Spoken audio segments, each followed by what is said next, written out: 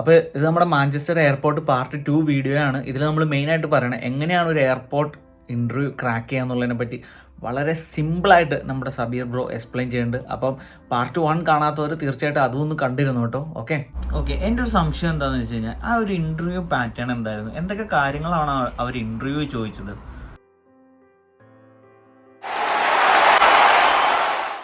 അപ്പം ഞാൻ ആദ്യം പറഞ്ഞു PCC വേണമെന്ന്, ഇത് റെഫറൻസ് വേണമെന്ന് രണ്ടാമത്തെ കേസ്. പിന്നെ ഞാൻ പറഞ്ഞു ഡിസ്ക്രിപ്ഷൻ വായിച്ച് നോക്കുക. ഡിസ്ക്രിപ്ഷൻ വായിച്ച് നോക്കിയിട്ട് ഏത് ജോലിക്ക് അപ്ലൈ ചെയ്യാം. CV മാക്സിമം 1 പേജോ അല്ലെങ്കിൽ 1.5 പേജിലോ നിർത്താൻ നോക്കുക. വാരി വലിച്ച് എഴുതരുത്. ഞാൻ ക്രിക്കറ്റ് കളിക്കും, ഞാൻ പാട്ട് പാടും, അതിൻ്റെ ഒന്നും ഒരു ആവശ്യമില്ല. ഒരു CV മസ്റ്റായിട്ട് ക്രിയേറ്റ് ചെയ്യുക. അത് UK ലെവലിലുള്ളൊരു CV ആയിരിക്കും. അതിന് നിങ്ങൾക്ക് സജഷൻസ് ചോദിക്കാം. അപ്പോൾ ഞാൻ എയർപോർട്ടിൻ്റെ കാര്യം പറഞ്ഞല്ലോ. അപ്പോൾ ഞാൻ ABM എന്ന് പറഞ്ഞ സ്ഥലത്താണ് വർക്ക് ചെയ്യുന്നത്. ABM എന്ന് പറഞ്ഞ കമ്പനിയിൽ എയർപോർട്ടിനകത്ത് തന്നെയാണ്. കസ്റ്റമർ സർവീസാണ്. വരുന്ന പാസഞ്ചറിനെ ഹെൽപ്പ് ചെയ്യുക, സ്പെഷ്യൽ അസിസ്റ്റൻസ് വേണ്ട പാസഞ്ചറിന് അസിസ്റ്റൻസ് കൊടുക്കുക. നല്ലൊരു ജോലിയാണ്. ഞാൻ 9 hours വർക്ക് ചെയ്യുന്നത്. എനിക്ക് 4 days on 2 days ഓഫാണ്. ഈ 2 days ഓഫ് കൂടുമ്പോഴാണ് ഞാൻ വണ്ടിയുടെ പരിപാടിയായിട്ട് മുന്നോട്ട് പോകുന്നത്. ഈ 4 days എനിക്ക് ജോലി ചെയ്യേണ്ടത് 9 hours ആണ്. 9 hours half an hour break ഉണ്ട്. ഈ 9 hours എനിക്ക് കൂടിപ്പോയ ഏകദേശം ഒരു 4 പാസഞ്ചറുമായിട്ട് എനിക്ക് ഡീൽ ചെയ്താൽ മതി. മനസ്സിലായില്ലേ? ഇംഗ്ലീഷ് വേണോ മലയാളം വേണോ അങ്ങനെ ഒന്നും ലാംഗ്വേജ് അറിയേണ്ടതെന്ന് ഒരു കാര്യമില്ല. നമ്മൾ ആ ജോലി ചെയ്യുന്നത് നല്ല കറക്റ്റായിട്ട് ചെയ്ത് കഴിഞ്ഞാൽ നമുക്ക് അതിൽ കണ്ടിന്യൂ ചെയ്ത് പോകാം. അതുപോലെ തന്നെ ഈ ഡെനാറ്റ എന്ന് പറഞ്ഞുകൊണ്ട് നിങ്ങൾക്ക് കയറി സെർച്ച് ചെയ്താൽ മതി. ഒരു എയർപോർട്ടിൽ ഇപ്പം മാഞ്ചസ്റ്റർ എയർപോർട്ടിൽ മാത്രമല്ല, ഹീത്രൂവിലുണ്ട്, അതേപോലെ തന്നെ ലിവർപൂൾ എയർപോർട്ടിലുണ്ട്, ബ്ലാക്ക് ഫിഷ് എയർപോർട്ടുണ്ട്, അതുപോലെ ഗാഡ്വിക് എയർപോർട്ടുണ്ട്. അവിടെയൊക്കെ ഡെനാറ്റ ഉണ്ട്. അതുപോലെ തന്നെ സ്വിസ്പോർട്ട്. ഇതൊക്കെ ഒരു ഏജൻസിയാണ്. ഏജൻസി എന്ന് വെച്ച് കഴിഞ്ഞാൽ ഈ ഫ്ലൈറ്റ് വന്ന് ഇറങ്ങുന്ന സമയം തൊട്ട് ബാഗേജ് ഹാൻഡിൽ ചെയ്യുന്നത് കാണും, അല്ലെങ്കിൽ പാസഞ്ചർ അസിസ്റ്റ് ചെയ്യുന്നവർ കാണും, ഒരുപാട് ആൾക്കാർ കാണും. മനസ്സിലായില്ലേ? അപ്പോൾ ഇവരെല്ലാം വർക്ക് ചെയ്യുന്നവരാണ്. കാരണം ഒരു ബാഗേജ് അവിടെ ബാഗ് ഡ്രൈവ് ചെയ്യുന്നവരായിരിക്കും. ഡ്രൈവിംഗ് ലൈസൻസ് ഉള്ളവരാണെങ്കിൽ അതിന് അപ്ലൈ ചെയ്യാം. അതിന് അപ്ലൈ ചെയ്ത് കഴിഞ്ഞാൽ, കാരണം ഈ വണ്ടി ഓടിക്കാൻ ഒരാൾ കാണും. ഒരു ഫ്ലൈറ്റ് വന്ന് ഇറങ്ങുവാണ്, ആ ഫ്ലൈറ്റിൻ്റെ ഡോറ് തുറക്കാൻ വേണ്ടി ഒരാൾ കാണും.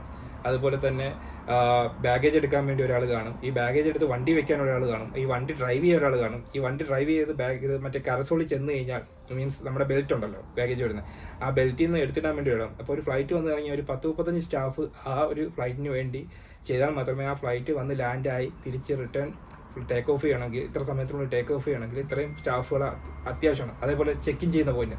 ഇപ്പോൾ നമ്മുടെ മാഞ്ചസ്റ്റർ എയർപോർട്ട് നോക്കുന്നെങ്കിൽ എനിക്ക് തോന്നുന്നു ടെർമിനൽ 3 മിക്കുള്ളതും മലയാളീസാണ്. ടെർമിനൽ 1 3 മിക്കുള്ളത് മലയാളീസാണ്. കാരണം ചെക്കിങ്ങിന് നിൽക്കുന്നത് അവരാണ്. കാരണം നമ്മൾ ബോർഡിംഗ് പാസ് അവർ സ്കാൻ ചെയ്ത് വിടുന്നത് അത് മലയാളീസാണ്. അപ്പം അവർക്ക് അപ്ലൈ ചെയ്യാൻ പറ്റുമെങ്കിൽ നമുക്കും അപ്ലൈ ചെയ്യാം. നമുക്കൊന്നും അറിയേണ്ടതെന്ന് വെച്ചാൽ നമ്മൾ ഇത് ഫൈൻഡ് ഔട്ട് ചെയ്യുക. നമ്മൾ ഈ വീട്ടിലിരുന്ന് നമ്മളിപ്പോൾ ചുമ്മാ ഇരുന്ന് ഈ സമയം കളയുന്നതിന് പകരം, ചുമ്മാ സിനിമ കണ്ട് മൂവി കണ്ട് സമയം കളയുന്നതിന് പകരം ജസ്റ്റ് എടുത്ത് സെർച്ച് ചെയ്യുക. ഫോണിലെടുത്ത് സെർച്ച് ചെയ്ത് അതിന് നിങ്ങൾ ആദ്യം ക്രിയേറ്റ് ചെയ്യേണ്ട ഒരു CV ക്രിയേറ്റ് ചെയ്തിട്ട് അത് PDF ഫോർമാറ്റിൽ ഫോണിൽ സേവ് ചെയ്താൽ അപ്പം നമുക്കത് അപ്ലോഡ് ചെയ്ത് കൊടുത്താൽ മതി. ആദ്യം നിങ്ങൾ അത് ചെയ്യുക. ഒരു CV ക്രിയേറ്റ് ചെയ്യുക. CV ക്രിയേറ്റ് ചെയ്യുന്ന ശേഷം ജോലിയെക്കുറിച്ച് അന്വേഷിക്കുക. അതിപ്പോൾ മാഞ്ചസ്റ്റർ എയർപോർട്ട് അല്ലെങ്കിൽ ഹീത്രൂ എയർപോർട്ട് ആണെങ്കിൽ ജോബ്സ് ഇൻ ഹീത്രൂ എയർപോർട്ട് അടിച്ച് നോക്കുമ്പോൾ കിട്ടും. അവരെ ഓൺ സൈറ്റിൽ കയറുക. ഒരുപാട് ഉടായ്പ സൈറ്റുകൾ കാണും. അപ്പം അത് നോക്കാതെ നിങ്ങൾ അവരെ ഓൺ സൈറ്റിൽ കയറിയിട്ട് അവരെ ഒരു കമ്പനി കിട്ടുമല്ലോ. അപ്പം ഇപ്പോൾ ഡെനാറ്റയെന്ന് ഞാൻ പറഞ്ഞില്ലേ, അപ്പോൾ ഡെനാറ്റയുടെ സൈറ്റിൽ കയറുക. ഡെനാറ്റയെന്ന് കയറുമ്പോൾ അത് എമിറേറ്റ്സ് ഒക്കെയാണ് ഡീൽ ചെയ്യുന്നത്. അപ്പോൾ ഡെനാറ്റയിൽ കയറുമ്പോൾ നമുക്കതിൽ ജസ്റ്റ് ഓപ്പൺ ചെയ്ത് കയറുമ്പോൾ നമുക്ക് തന്നെ അപ്ലൈ ചെയ്യാനുള്ള കാണും. അപ്പോൾ ഞാൻ പറഞ്ഞ പല ജോബുകളാണ് കാണുന്നത്. അപ്പോൾ ജോലി ഇല്ലാന്ന് പറഞ്ഞാൽ അവരെ കമ്പനി സൈറ്റിൽ കയറി എല്ലാം കൂടി കയറി അപ്ലൈ ചെയ്തത്. ഏതെങ്കിലും ഈ 10 ജോലിയുടെ ഡിസ്ക്രിപ്ഷൻ നോക്കിയിട്ട് അതിലേതെങ്കിലും നമുക്ക് അഫോർഡബിളായിട്ട് നമുക്ക് ചെയ്യാൻ പറ്റുന്ന ഏതെങ്കിലും ഒരു ജോലി ഉണ്ടെങ്കിൽ അതിന് അപ്ലൈ ചെയ്യാം. ഓക്കെ എൻ്റെ ഒരു സംശയം എന്താണെന്ന് വെച്ച് കഴിഞ്ഞാൽ ആ ഒരു ഇൻ്റർവ്യൂ പാറ്റേൺ എന്തായിരുന്നു, എന്തൊക്കെ കാര്യങ്ങളാണ് അവർ ഇൻ്റർവ്യൂ ചോദിച്ചത്?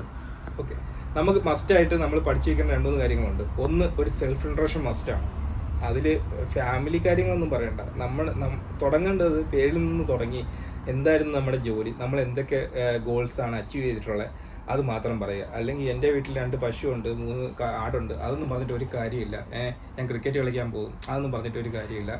നമ്മുടെ ഹോബീസ് എന്ന് പറയുന്നത് നമ്മൾ അപ്ലൈ ചെയ്ത ജോബ് റിലേറ്റഡുള്ള ഹോബീസ് ആയിരിക്കണം. ഇപ്പം ഞാൻ കസ്റ്റമർ കെയറിന് ഇത് ചെയ്തിരിക്കുന്നത്. അപ്പം ഞാൻ എയർപോർട്ടിലായില്ലേ. അപ്പം എൻ്റെ എന്ന് വെച്ചാൽ ഞാൻ ഹോബീസ് പറഞ്ഞതെന്ന് വെച്ചാൽ എനിക്ക് ട്രാവൽ ചെയ്യാൻ ഇഷ്ടമാണ്. അതേപോലെ തന്നെ ഇൻട്രാക്ട് ചെയ്യാം, പുതിയ പീപ്പിൾസുമായിട്ട് ഇൻട്രാക്ട് ചെയ്യാൻ എനിക്ക് ഭയങ്കര ഇഷ്ടമാണ്. അപ്പോൾ ഇതൊക്കെ കേൾക്കുമ്പോഴാണ് ആ ജോലിയായിട്ടുള്ളത്. കാരണം നിങ്ങൾ CV ചെയ്യുമ്പോഴും നിങ്ങളുടെ ജോലിയായിട്ട് ഒരു ഇത് വരണം. ഇതിപ്പം CV അങ്ങോട്ട് പോകും, നിങ്ങൾ അപ്ലൈ ചെയ്ത ജോലി ഇങ്ങോട്ട് പോകുമെന്ന് പറഞ്ഞാൽ രണ്ടും കൂടി ഒരു ലെവലിൽ പോകുന്നതായിരിക്കണം. കാരണം എന്തെങ്കിലും ഒരു ടച്ച് വേണം ഇത് തമ്മിൽ. എന്നാൽ മാത്രമേ നമുക്ക് ഒരു ജോലിക്ക് അപ്ലൈ ചെയ്യാൻ പറ്റും. ഇപ്പോൾ സെൽഫ് ഇൻട്രൊഡക്ഷൻ എന്ന് പറയുന്നത് അത് മസ്റ്റായിട്ട് എല്ലാ സ്ഥലത്തും ചോദിക്കുന്നതാണ്. അത് മസ്റ്റായിട്ട് ഒരു പഠിക്കുക. അത് നീട്ടാനൊന്നും പാടില്ല. ഒരു ജസ്റ്റ് നമ്മൾ ഈ വിൽക്കാതെ പറയുന്നുണ്ട്, അത് നിങ്ങൾ മസ്റ്റായിട്ട് പഠിച്ചേക്കുക. ഒരു സെൽഫ് ഇൻട്രൊഡക്ഷൻ മസ്റ്റായിട്ട് പഠിച്ചേക്കുക. അതുപോലെ തന്നെ രണ്ടാമത്തെ കേസ്, നിങ്ങൾ അച്ചീവ് ചെയ്തിട്ടുള്ള ഒരു സീനിയറിൽ തന്നു കഴിഞ്ഞാൽ, ഇപ്പം ഞാനൊരു കമ്പനി വർക്ക് ചെയ്തു വരുന്നു, ആ കമ്പനിക്ക് എന്നെ കൊണ്ട് എന്തെങ്കിലും ഗുണം ഉണ്ടായിട്ടുണ്ടോ എപ്പോഴെങ്കിലും, അതെന്തായാലും അവർ ചോദിക്കും. അപ്പോൾ അതിനൊരു സീനിയറെ നിങ്ങൾ പഠിച്ചു വയ്ക്കുക. എന്തെങ്കിലും നടന്നായിട്ടുള്ള ചെറിയ എന്തെങ്കിലും കാര്യം മതി, അവർക്ക് അത് അവർക്ക് ഭയങ്കര സന്തോഷം തരുന്ന കാര്യമാണ്. അപ്പോൾ ഇതൊക്കെയാണ് ആ ഒരു ഇൻ്റർവ്യൂവിൽ വരുന്നത്. പിന്നെ അവർ രണ്ടാമത്തെ കാര്യം ചോദിക്കുന്നത്, നിങ്ങൾക്ക് വണ്ടിയുണ്ടോ, ഡ്രൈവിംഗ് ലൈസൻസ് ഉണ്ടോ? അത് ഉള്ളതുപോലെ പറയാം. പിന്നെ വണ്ടി ഇല്ലെങ്കിൽ വണ്ടി ഇല്ലയെന്ന് തന്നെ പറയുക. അപ്പോൾ പറയാം എനിക്ക് ബസ് വഴി പോകാനുള്ള ടൈമില്ല, കാരണം അവർക്ക് ചിലപ്പോൾ 4 മണിക്ക് 3 മണിക്ക് വർക്കിന് വരേണ്ടി വരും, വർക്ക് കഴിഞ്ഞ് പോകേണ്ടി വരും. അപ്പോൾ അതാണ് അവർ ഇത് ചെയ്യുന്നത്. അല്ലാതെ വണ്ടി ഉള്ളവർക്ക് മാത്രമല്ല അവർ ജോലി പറയുന്നത്. കാരണം ഒരു 3 മണിക്ക് അല്ലെങ്കിൽ വെളുപ്പിന് ഒരു 3 മണിക്ക് വണ്ടി തന്നു കഴിഞ്ഞാൽ നിങ്ങൾക്ക് ട്രാൻസ്പോർട്ടേഷൻ ഉണ്ടോ എന്ന് അറിയാൻ വേണ്ടിയാണ്. അപ്പോൾ പറഞ്ഞാൽ മതി, നിങ്ങൾക്ക് വണ്ടി ഇല്ലെങ്കിൽ പറഞ്ഞാൽ മതി, വണ്ടിയില്ല, എൻ്റെ ഫ്രണ്ടിന് വണ്ടിയുണ്ട്, ഞാൻ പുള്ളി ഇവിടെ വർക്ക് ചെയ്യുന്നത്, പുള്ളിയുടെ ഞാൻ വരും, അല്ലെങ്കിൽ എനിക്ക് നിയറസ്റ്റ് ആണ് ബസ് സ്റ്റോപ്പ്, എനിക്ക് എത്രയാണെങ്കിലും ലേറ്റ് ആണെങ്കിലും പോയി വരാനുള്ള ടൈം മതി എന്നൊക്കെ പറഞ്ഞു കഴിഞ്ഞാൽ നിങ്ങൾക്ക് അവിടെ കുറച്ച് ചാൻസ് കൂടുതലാണ്. കാരണം ഇപ്പം നമ്മളിപ്പോൾ വണ്ടി ഉണ്ടെന്ന് വെച്ചാൽ നമ്മൾ പറയും വണ്ടിയില്ല, അവിടെ നിർത്തിക്കളയും, അങ്ങനെ പറയരുത്. ഞാൻ ആൾറെഡി ഒരു വണ്ടി ബുക്ക് ചെയ്തിട്ടുണ്ട്, ആ വണ്ടി കിട്ടാൻ വേണ്ടി ഇത്ര ഒരു വീക്കിനുള്ളിൽ കിട്ടും എന്ന് പറയുക. നിങ്ങൾ വണ്ടി എടുക്കാൻ ഉദ്ദേശിക്കുന്നുണ്ട്. ഇല്ലാന്നുണ്ടെങ്കിൽ വണ്ടി ഇല്ല എന്ന് പറഞ്ഞ് ഒറ്റ വാക്കിൽ നിർത്തരുത്. നിങ്ങൾ പറയേണ്ടതെന്ന് വെച്ച് കഴിഞ്ഞാൽ എനിക്ക് ട്രാൻസ്പോർട്ടേഷൻ ഇവിടേക്ക് വരാൻ, ജോബ് സ്ഥലത്തേക്ക് വരാൻ വേണ്ടി എനിക്ക് 5 മിനിറ്റ്സോ അല്ലെങ്കിൽ 10 മിനിറ്റ്സേ ഉള്ളൂ, എനിക്ക് എൻ്റെ ഫ്രണ്ടിൻ്റെ വണ്ടിയോ അല്ലെങ്കിൽ എനിക്ക് ബസ്സും ഉണ്ട്, ആ ഒരു ലെവലിൽ ആ ഒരു ഇതിൽ ട്രാൻസ്പോർട്ട് ത്രൂ എനിക്ക് വരാൻ പറ്റുമെന്നുള്ളത് നിങ്ങൾ പറയുക. കാരണം ഇവിടെയുള്ള പ്രശ്നം എന്ന് വെച്ച് കഴിഞ്ഞാൽ ഒറ്റ വാക്കിൽ ആൻസർ പറഞ്ഞ് സ്റ്റോപ്പ് ചെയ്യുന്ന പരിപാടിയാണ്. കാരണം നമുക്ക് ഒരു ക്വസ്റ്റ്യൻ ചോദിച്ചു കഴിഞ്ഞാൽ അതിൻ്റെ സൊല്യൂഷൻ കൊടുക്കുമ്പോൾ അതിന് സൊല്യൂഷൻ കൊടുക്കാൻ പറ്റില്ല, അതിൻ്റെ ആൾട്ടർനേറ്റീവ് വേസ് നമുക്ക് സജസ്റ്റ് ചെയ്യാൻ പറ്റും. ഇപ്പം ഞാൻ പറഞ്ഞില്ലേ, ഇപ്പം ഒരു വണ്ടിയുടെ കേസിലാണെങ്കിൽ നമ്മളൊരു വണ്ടി എടുക്കുമ്പോൾ നമുക്ക് ഒരുപാട് ഒരു സജഷൻ വരും. ആ സജഷനിൽ നമുക്ക്, അല്ലെങ്കിൽ ആ സജഷനിൽ നിന്ന് ഏതെങ്കിലും ഒന്ന് നമുക്ക് ബെറ്റർ ആയിട്ടുള്ളത് ചൂസ് ചെയ്യാൻ പറ്റും. അപ്പം നമ്മൾ അതേപോലെയുള്ള കാര്യങ്ങൾ മാക്സിമം ശ്രദ്ധിക്കുക.